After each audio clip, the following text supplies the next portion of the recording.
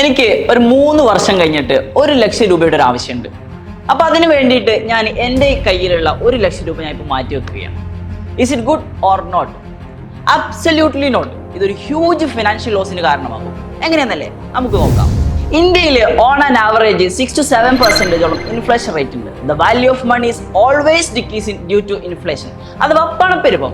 ചുരുക്കി പറഞ്ഞിട്ടുണ്ടെങ്കിൽ നമ്മൾ ഇന്ന് മാർക്കറ്റിൽ പോയിട്ട് 1000 രൂപയുടെ സാധനങ്ങൾ വാങ്ങുകയാണെങ്കിൽ 1 വർഷം കഴിഞ്ഞിട്ട് നമുക്ക് അതേ സാധനങ്ങൾ വാങ്ങണമെങ്കിൽ നമ്മൾ ചിലപ്പോൾ 1000 രൂപ കൊടുത്താൽ മതിയാവില്ല, കുറച്ച് കൂടുതൽ കൊടുക്കേണ്ടി വരും. ഇതാണ് ഇൻഫ്ലേഷന്റെ ചുരുക്കം. ഇനി നമ്മുടെ എക്സാമ്പിളിൽ നമ്മളൊരു 3 വർഷത്തിന് ശേഷം ഉപയോഗിക്കാൻ വേണ്ടിയിട്ട് 1 ലക്ഷം രൂപ മാറ്റി വെച്ചിട്ടുണ്ടായിരുന്നു. അപ്പം നമ്മുടെ ഒരു ഇൻഫ്ലേഷൻ റേറ്റ് വെച്ച് നോക്കുമ്പോൾ, ഒരു ആവറേജ് റേറ്റ് വെച്ച് നോക്കുമ്പോൾ 3 വർഷം കഴിയുമ്പോഴേക്കും ഏകദേശം നമ്മൾ അറിയാതെ തന്നെ ഏകദേശം 20% ഒരു ഫൈനാൻഷ്യൽ ലോസ് സംഭവിച്ചിട്ടുണ്ടാവും. അഥവാ 20,000 രൂപയോളം നമ്മൾ അറിയാതെ നമുക്ക് നഷ്ടം വന്നിട്ടുണ്ട്. അതായത് നമ്മൾ ഉദ്ദേശിച്ച സാധനം വാങ്ങണമെങ്കിൽ നമ്മളൊരു എക്സ്ട്രാ ഒരു 20,000 രൂപ കൊടുത്തിട്ടുണ്ടാവും. നമ്മുടെ കയ്യിൽ 1 ലക്ഷം രൂപ ഉണ്ടെങ്കിലും അത് ഇന്നത്തെ ഒരു 80,000 രൂപയുടെ ഏകദേശം വാല്യൂ ഒക്കെ ഉണ്ടാവുകയുള്ളൂ.